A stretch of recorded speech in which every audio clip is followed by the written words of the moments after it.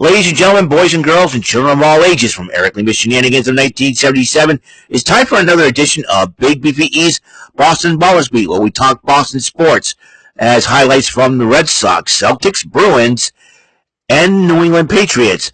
Acquisitions or trades or call-ups or whatever it has to do with Boston sports or sports all over the country. And now here is the man that will bring you the sports reports himself, the master of sports shenanigans, Eric M. Lima. Thank you very much, Mr. Announcer, sir. Well, good morning, everyone. Welcome to yet another episode of Eric Lima Shenanigans of 1977, episode 2651, and episode 21 of Big Beefy's Boston Ballers Beat, where I talk everything Boston sports and just basically sports. Just let you know, it is a very cold Sunday morning, November the 2nd, 2025. Hope y'all changed your clocks back an hour. I know I did. And at 7:39 a.m., ladies and gentlemen. I think the upside of having daylight savings time ended is that at least you wake up in the morning and it's a little lighter out around 6 o'clock. So it's sort of like a win-win situation. You know what I mean? I know the only, people want to end, daylight savings time and all that good stuff, but might I digress. I want to get to the top of the top of the subjects. I know I touched base on a little bit last night, a couple episodes ago, and I'm going to touch base on it again. Ladies and gentlemen, we have a World Series champion finally. That's right. Back-to-back, the Los Angeles Dodgers defeated the Blue Jays 5-4 in Game 7. It was a heck of a series, and I had a feeling it was going to go all the way to a Game 7. And I thought Toronto had the advantage because, Dodgers sweeping the Brewers, and then Toronto, they battled 6-7 games, I believe, against the Seattle Mariners to even make it to the World Series. And they fell short. And I'll tell you what, I feel bad. And to all you Toronto Blue Jays fans, listen, I feel bad for you guys, Listen, us Red Sox fans, we've been there, We've been there before. We end up coming back and winning the World Series. In 2004, 2007, 2013, 2018, you get the drill. Don't give up on your team. Don't give up on the Blue Jays. And I probably think in my personal mind that there are a few key players, key player or two away from winning it all. I feel bad for Vladimir Guerrero Jr., who wanted to win the World Series, and I feel bad, Bo Bichette, longtime Blue Jay players. I know they wanted this, I know Toronto fans wanted it for a long time, and but I want to address those who have hated on the Blue Jays because of the fact that George Springer is on the team, and because of his past transgressions when he was with the Houston Astros. If I hear any of that, I'm going to not be very happy about that because, listen, people say forgive and forget, and it seems like they want to bring that situation up. George Springer with the Astros trash cans. Listen, I can understand. Listen, you might be the hatred towards George Springer and all that because the frustration that your team will not win a world championship. I can see that. But but because of my team is successful in winning World Series titles, and I can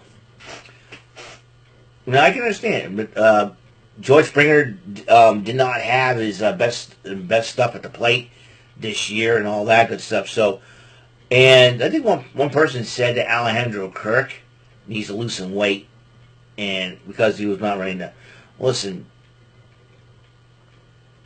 Listen, these Blue Jay players play their hearts out, guys. And like I said, they are a key player or two away from taking it all. Well, the Dodgers even had it, and I know my good friend Kevin Henry's complaining about the team that bought the World Series. That's why we should have a salary cap.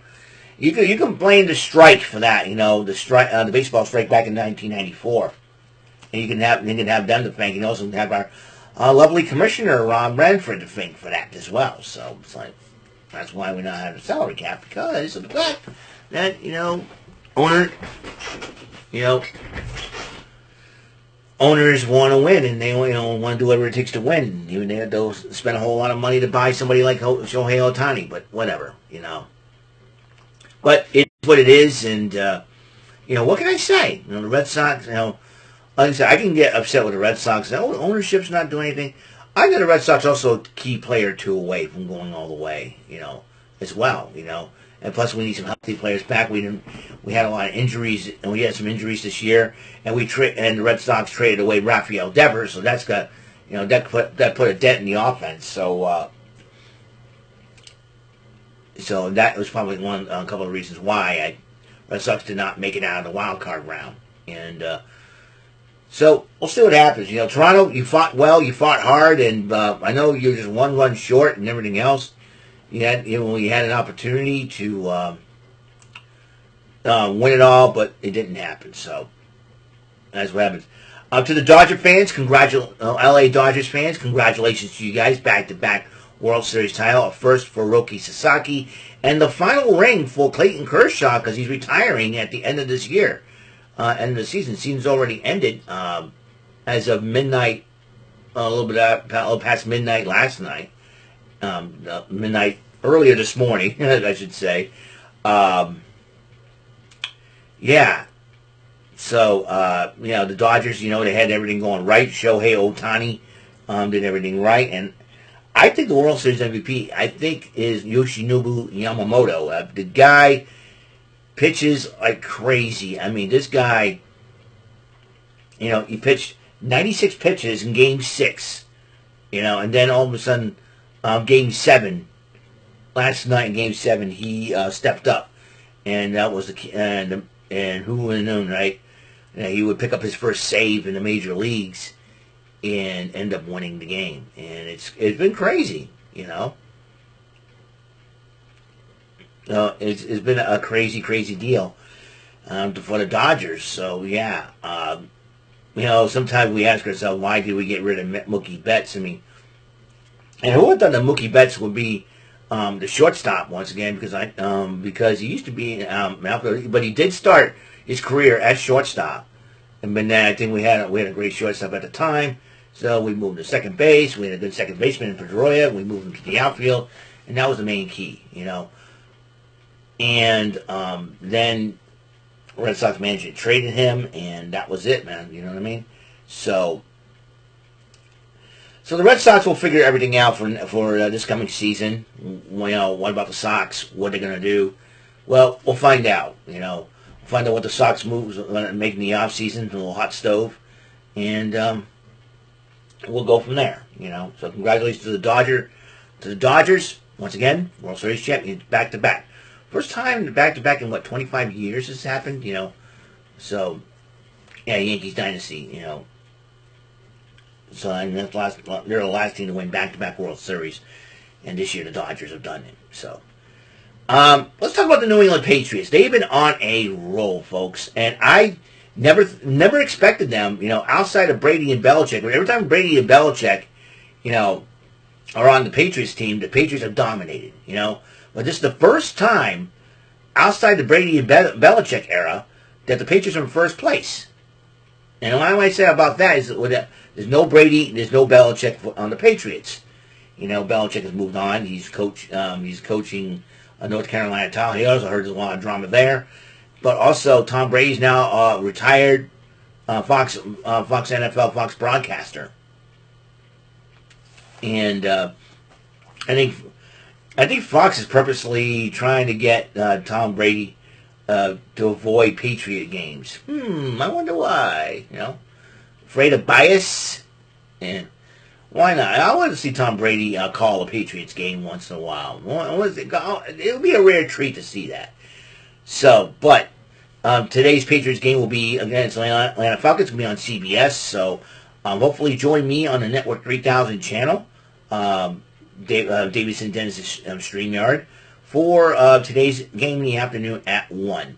I'll probably eat some pizza by the time I get on, because today we're celebrating my dad's birthday and he wanted pizza. No problem. So we got that. Yeah, the Patriots are in first place. Sole position in first place at 6-2, because of the fact that the Bills had a week off. had a bye week, so that put them a little bit behind. And we know the Bills have been very, very good, and the Buffalo Bills, I should say, they've been very, very good.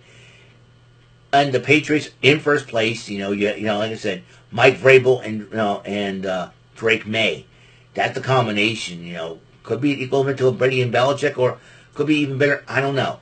I know going for number 7 is pretty tough. I know there's only one person that's won more Super Bowls than any other team. That would be Tom Brady. 6 with the Patriots, 1 with the Tampa Bay Buccaneers, 7. Lots of great players out there. And in this case, it's anybody's ball. It's anybody's ball game. Is it anybody's ball game in this case? We know the Bills could be the team to beat in the AFC East right now. The Patriots have that first place position, so we'll see what happens in the long run. And people say, "Oh, they have an easy schedule and all that." I'm not going to underestimate any other team, even if they have a 1-6 record, 1-7 record, and all that, or 0-7 or something like that. You cannot underestimate, because you're gonna set the team that's hungry. And who knows? They say any given Sunday. So I don't want to act arrogant and all that. Patriots are doing very well. First place in the AFC East. They got to keep that train rolling. They got to do it against the Atlanta Falcons. They got to do the job they need to do. So we'll see what happens with the loss of Keon White and Kyle Duggar. Keon White is traded to the 49ers, while Kyle Duggar went to the Steelers. So this is an interesting situation, to say the least, of how the new defense. I think Mike Vrabel's got quite the guys to get for it. So we'll see what happens from here on in. Now, let's talk about the Bruins. They picked up a victory over the Carolina Hurricanes 2-1, and we're gonna check. I'm gonna check the standings for the Bruins. Give me a second here, and let's see what the standings here. And the standings go like this: the Bruins have jumped up to 7-7 in 4th place in the Atlantic Division. So that's good. And a lot of teams are over 500. That's even crazy, because, we have a team with a winning record, and the Sabres and Lightning are in dead last, But then you got the Montreal Canadiens in first place, 9-3, and Red Wings in second place in the Atlantic Division, 8-4. Senators 6-5. Bruins 7-7. Then you got the Panthers, the Florida Panthers, defending Stanley Cup champion, mind you, at 6-5. Maple Leafs 6-5, 5-4. Sabres and Lightning. So basically 14 games into the regular season already for the Bruins. So that's pretty decent, to say the least. And I want to check on the. All right, Boston lost to the Houston Rockets last night, 128 to 101. They're at 3-4, 7 games into the season. We knew that, and right now the Celtics are in 9th place in the Eastern Conference, at 3-4. The Nets are at 0-5, which is crazy, to say the least. So right now the Chicago Bulls are in first place. Yeah, surprisingly without Michael Jordan, 5-0 to start the season. So you got 76ers, the Bucks, Pistons, Heat. If this playoff started right now, Celtics would be out with with the record of 3-4. But like I said, season's still young for the Celtics in there.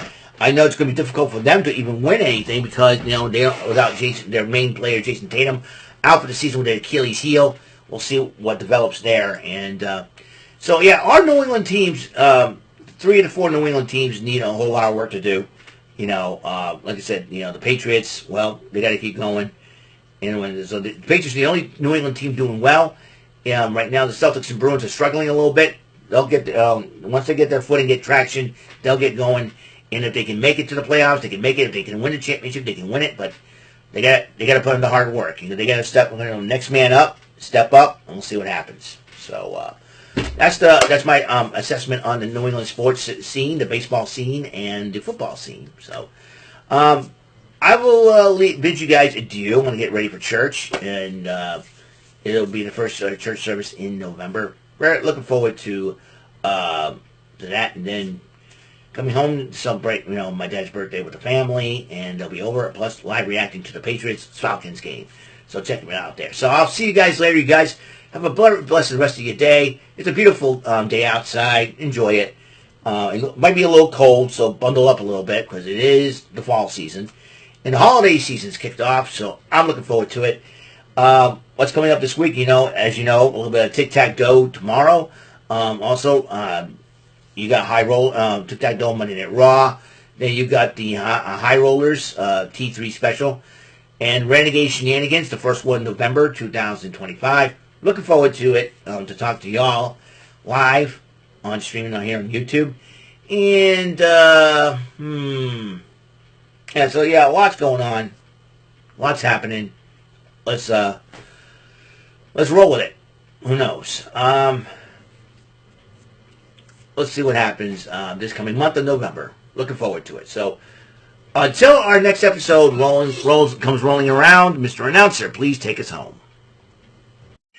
That is all for today's episode of the show. This is Mr. Announcer speaking for Eric Lima Shenanigans of 1977. A Big Beefy E and door for Bob Saget production, and in association with a Raving Bull for 3000 Telepictures and Distribution. Thank you for watching another episode of Eric Lima Shenanigans of 1977. See you later on the next episode of the show. Goodbye for now.